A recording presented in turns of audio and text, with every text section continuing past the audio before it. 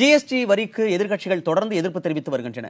GST நடைமுறைப்படுத்தப்பட்டாலும் அதனை திரும்பப் பெற வேண்டும் என்று எதிர்க்கட்சிகள் தொடர்ந்து வலியுறுத்தி வருகின்றன. அது குறித்த தகவல்களை செய்தியாளர் நிரஞ்சனிடம் கேட்கலாம். நிரஞ்சன், ஜிஎஸ்டி நிறைவேற்றப்பட்ட பிறகும் கூட எதிர்க்கட்சிகள் இதனை எதிர்ப்பதற்கு என்னதான் காரணம்?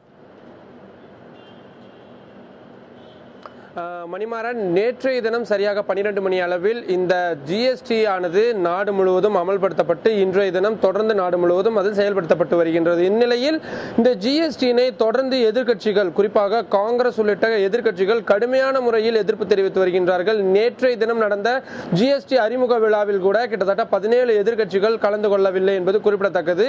இதற்கு காங்கிரஸ் கட்சியின் சார்பாக என்ன மாதிரியான விளக்கங்கள் அளிக்கப்பட்டிருக்கிறது என்று பார்த்தமேயானால், நாடு சுதந்திரமடைந்த பின்னர் வெகு சில விழாக்கள் மட்டும்தான் நள்ளிரவு 12 மணியில் நாடாளுமன்றத்தில் நடைபெற்றிருக்கின்றது. ஏனென்றால் நாடாளுமன்றத்திற்கு என்று ஒரு தனிப்பட்ட ஒரு பெருமை இருக்கின்றது. ஆனால் பாரதிய ஜனதா கட்சி அந்த பெருமைகள் எதனையும் கடைபிடிப்பவோ அந்த மரபுகளை பின்பற்றவோ அவர்கள் தயாராக இல்லை.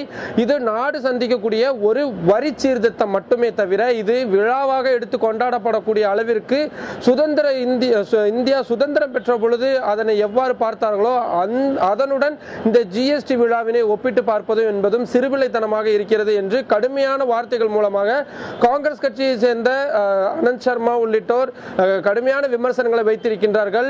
டி ராஜா உள்ளிட்ட மூத்த நாடாளுமன்றவாதிகளும் கூட இதனை தான் முன்னெடுத்திருக்கின்றார்கள். இவ்வளவு ஆடம்பரமாக சுய விளம்பரம் செய்து கொள்ளும் இந்த மாதிரியான விழாக்களுக்கு நிச்சயமாக பங்கேற்க கூடாது என்பதை அவர்கள் அனைவரும் திட்டவட்டமாக இருக்கின்றார்கள்.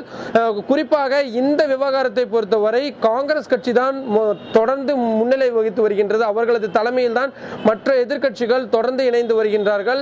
அதன் அடிப்படையில் மத்திய அரசிற்கு எதிராக இருக்கக்கூடிய அந்த மனநிலையை தொடர்ந்து தக்க வைத்துக் கொள்வதற்காகவும் திமுக உள்ளிட்ட மற்ற கட்சிகளை தொடர்ந்து தங்கள் பக்கமே வைத்துக் கொள்வதற்காகவும் இது மாதிரியான ஒரு எதிர்ப்பினை அவர்கள் வைக்கலாம் என்றும் கூறப்படுகின்றது. இதற்கு ஆளுகின்ற பாரதிய ஜனதா கட்சியின் சார்பாக கடுமையான கண்டனங்கள் தெரிவிக்கப்பட்டிருக்கின்றது. நாடு இவ்வளவு பெரிய ஒரு முன்னேற்றத்தினை கண்டிருக்கும் பொழுது இதற்கு எதிர்க்கட்சிகள் ஒத்துழைப்பு தராது என்பது வருத்தம் அளிக்கக்கூடியதாக இருக்கின்றது. அது மட்டுமில்லாமல் சிறு சிறு காரணங்களுக்காக இவ்வளவு முக்கியமான விழாவினை புறக்கணிப்பது என்பது அவர்கள் வரலாற்றில் அவர்கள் இடம்பெறாத ஒரு சூழ்நிலையும் ஏற்பட்டுவிடக் கூடும் என்ற ஒரு ஐயப்பாட்டினையும் அவர்கள் வெளிப்படுத்தியிருக்கின்றார்கள். குறிப்பாக மத்திய அமைச்சராக இருக்கக்கூடிய வெங்கையா நாயுடு அவர்கள் பிரதமராக நரேந்திர மோடி அவர்கள் இருப்பதனை காங்கிரஸ் உள்ளிட்ட எதிர்க்கட்சிகளால் ஜீரணித்துக் கொள்ள முடியவில்லை.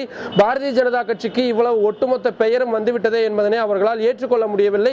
எனவேதான் அவர்கள் இந்த ஜிஎஸ்டி விழாவினை புறக்கணித்திருக்கின்றார்கள். அது மட்டுமில்லாமல் ஜிஎஸ்டி விவகாரத்தை பொறுத்தவரை காங்கிரஸ் கட்சியின் உழைப்பும் நாங்கள் ஒருபொழுதும் மறக்க மாட்டோம். அவர்களது பங்களிப்பும் அதிகமாக இருக்கின்றது. எனவேதான் அவர்கள் தொடர்ந்து இதில் பங்கேற்க வேண்டும் என்று நாங்கள் தொடர்ந்து வலியுறுத்தி வந்தோம். ஆனாலும் கூட அவர்கள் இந்த விழாக்களில் பங்கேற்காமல் இருப்பது என்பது வருத்தம் அளிக்கக்கூடியதாக இருக்கிறது என்று கூறியிருக்கின்றார்கள். ஒரே நாடு ஒரே வரி என்ற இந்த ஒரு மந்திரத்தை கொண்டுதான் இனி வருகின்ற காலங்களில் நாடு இயங்கவிருக்கின்றது. அதற்கு எதிர்க்கட்சிகளின் ஒத்துழைப்பும் மிக மிக முக்கியமாக தேவைப்படுவதாக ஆளுகின்ற பாரதிய ஜனதா கட்சியின் சார்பாக கோரிக்கை வைக்கப்படுகின்றது. ஆனாலும் கூட எதிர்க்கட்சிகள் தொடர்ந்து எதிர்ப்பு தெரிவித்து வருகின்றார்கள்.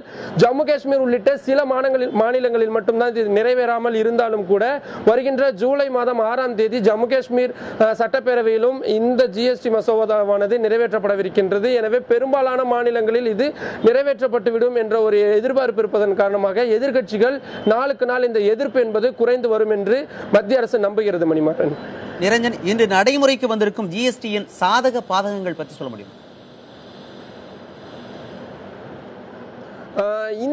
இந்த ஜிஎஸ்டி இன்றைய தினம் அறிமுகப்படுத்தப்பட்டு நாடு முழுவதும் இருந்தாலும் கூட இதில் ஒரு மிகப்பெரிய ஒரு குழப்பமாக இருப்பது எந்தெந்த பொருட்களுக்கு விலை ஏறும், எந்தெந்த அடிப்படைகளில் இந்த பொருட்களின் விலை ஏறும் உள்ளிட்ட விஷயங்கள் தான் இன்னுமே தொழில் முனைவோர்களுக்கு ஓரளவுக்கு தெளிவு ஏற்பட்டிருந்தாலும் கூட ஒரு சிறு குறு தொழில் செய்பவர்களுக்கும் பொதுமக்களுக்கும் பெரிய அளவில் ஒரு சந்தேகங்கள் என்பது இருந்து வருகின்றது. பால் உள்ளிட்ட உணவுப் பொருட்களுக்கு குறைந்த அளவிலான நிறைய உணவுப் பொருட்களுக்கு வரியே விதிக்கப்படவில்லை என்று சொல்லும் பொழுது அவற்றிற்கான அந்த விலை குறைவு என்பது இன்று முதலே நடைமுறைக்கு வருமா என்றும் கேள்விகள் இருக்கின்றது. பெட்ரோல் உள்ளிட்ட பொருட்களுக்கு எதற்காக இந்த ஜிஎஸ்டிக்குள் சேர்க்கவில்லை என்ற ஒரு விஷயமும் இருக்கின்றது.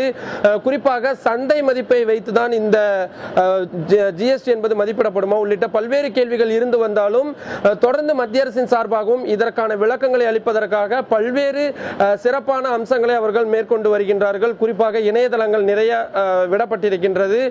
மத்திய அமைச்சர்கள் நேரடியாக பொதுமக்களிடம் இன்டராக்ட் செய்யக்கூடிய அந்த ஒரு விழிப்புணர்வு ஏற்படுத்தக்கூடிய விஷயங்களையும் தொடர்ந்து கடந்த ஒரு மாதமாக மேற்கொண்டு வருகின்றார்கள். மத்திய மாநில அரசுகளுக்கும் அதிகாரிகளுக்கும் இது தொடர்பாக மக்கள் எந்த நேரத்தில் எந்த ஒரு குழப்பங்களை கேட்டு வந்தாலும் ஒரு விளக்கங்களை கேட்டு வந்தாலும் நீங்கள் கொடுக்க வேண்டும் என்றும் கூறியிருக்கின்றார்கள். அது மட்டும் இல்லாமல் இன்னும் அந்த கெசட் என்பது இன்னும் இருக்கக்கூடிய அனைத்து விஷயங்களையும் சேர்த்து, அதாவது கிரீவியன்ஸ் என்று சொல்லப்படக்கூடிய ஒவ்வொரு மாநிலத்தின் சார்பாக வைக்கப்படக்கூடிய அந்த கோரிக்கைகள் சார்ந்த விஷயங்கள் தொடர்ந்து நடைபெறும். அவை அனைத்தையும் சேர்த்து ஒரு இறுதியான வடிவமாக விரைவில் கொடுக்கப்படும் என்றும் மத்திய அரசின் சார்பாக கூறப்பட்டிருக்கிறது. ஜிஎஸ்டி வரி குறித்த விரிவான தகவல்களை வழங்கியமைக்கு நன்றி நிரஞ்சன்.